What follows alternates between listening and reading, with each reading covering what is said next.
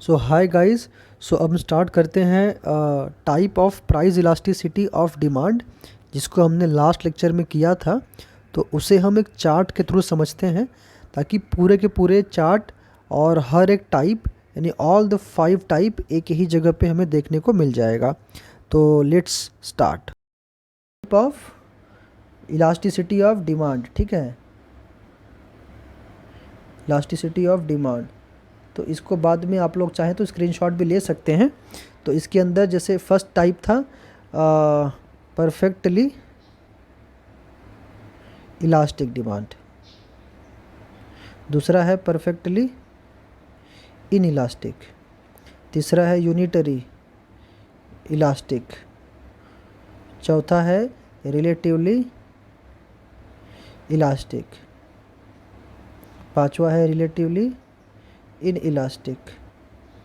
ठीक है गाइस, अभी इसको आप लोग बस ध्यान रख लीजिएगा कि जो ये बता रहा हूँ इसी से पूरा आपका टॉपिक कवर हो जाएगा।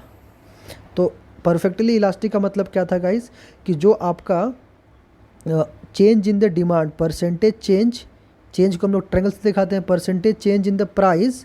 ठीक है, percentage change in the price अगर मान लो कम हुआ तो जो आपका डिमांड है ना वो इनफाइनाइटली इंक्रीज़ हो रहा है, करेक्ट। तो आपका प्राइस तो कम हुआ किसी अमाउंट से, लेकिन आपका डिमांड इनफाइनाइटली इंक्रीज़ हो रहा है। तो ऐसे केस में हम लोग क्या कहते हैं कि जो आपका इलास्टिसिटी ऑफ डिमांड है वो इनफाइनाइट देता है।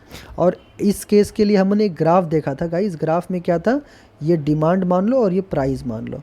तो ये होता है कि अगर मान लो आपका प्राइस P है, किसी पॉइंट P पे जो क्वांटिटी डिमांडेड है वो कहीं रुक ही नहीं रहा है, बिल्कुल रुक ही नहीं रहा, तो ये इनफाइनाइट देगा, राइट।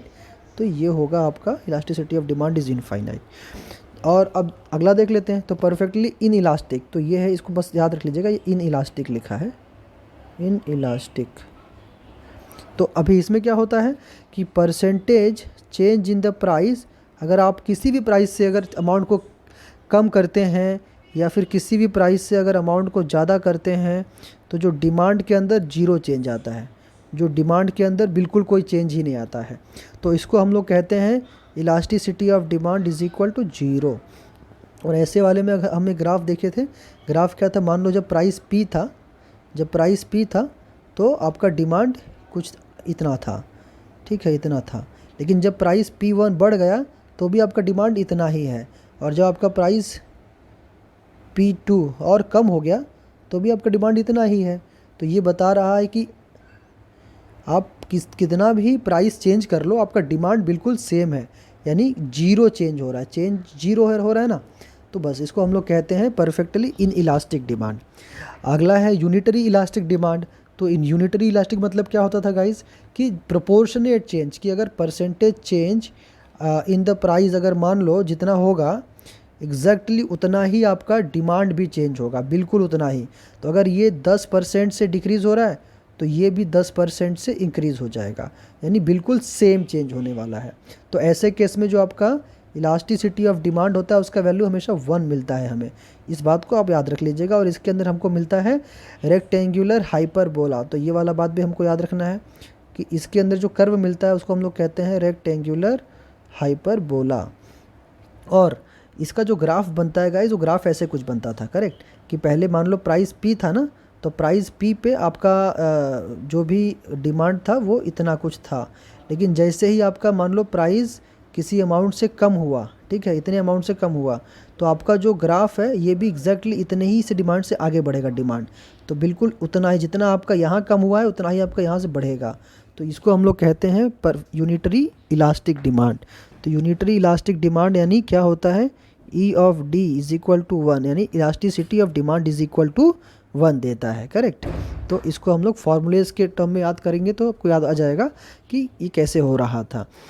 अगला था रिलेटिवली इलास्टिक डिमांड। तो रिलेटिवली इलास्टिक का मतलब क्या होता है, अगर आपका परसेंटेज चेंज इन प्राइस है, जितने भी परसेंटेज से कम हो रहा था, जो आपका डिमांड है वो उससे भी ज़्यादा परसेंटेज से बढ़ रहा था, करेक्ट। तो यानी अगर ये 10% से कम होगा तो ये 20% से मान लो बढ़ रहा है, इससे ज़्यादा अमाउंट से ये बढ़ेगा। तो इसको हम लोग कहते हैं रिलेटिवली इलास्टिक डिमांड। तो ऐसे केस में ये हमेशा क्या देता है, जो ED होता है वो मोर देन 1 होता है, एक से बढ़ा देता है आपको ये हमेशा। और इसके लिए हमने ग्राफ देखा था गाइस। ग्राफ क्या था, कि अगर मान लो आपका प्राइस पी है ना, तो इस प्राइस पी पे आपने इतना डिमांड किया, करेक्ट। तो लेकिन जब आपका प्राइस मान लो घट करके इतना हो गया, P1 हो गया, ये पी था, P1 हो गया, तो आपने डिमांड को ज़्यादा ही डिमांड कर लिया। देखो इसके कंपेयर में जो ये चेंज इन डिमांड ज़्यादा है, तो इसको हम लोग कहते हैं कि relatively elastic demand. Okay, relatively elastic demand. अच्छा, इसके बाद है, अगर लास्ट है रिलेटिवली इन इलास्टिक डिमांड। तो इसमें क्या होता था कि percentage change in the price, जितने अमाउंट से ये कम हो रहा है, जो डिमांड है उससे भी कम अमाउंट से बढ़ता था। तो फॉर एग्ज़ाम्पल अगर ये 10% से कम हो रहा है, तो ये 5% से ही कुछ बढ़ेगा, नहीं उससे भी कम, 10 से कम परसेंटेज से आपका डिमांड बढ़ेगा। एक मिनट गाइस, तो हाँ, तो ये जो आपका अमाउंट है ये 10% से कम, यानी 5% से मान लो आपका डिमांड बढ़ रहा है। तो इसमें हमेशा आपको क्या मिलेगा, इलास्टिसिटी ऑफ डिमांड हमेशा एक से छोटा मिलेगा, एक से कम मिलेगा।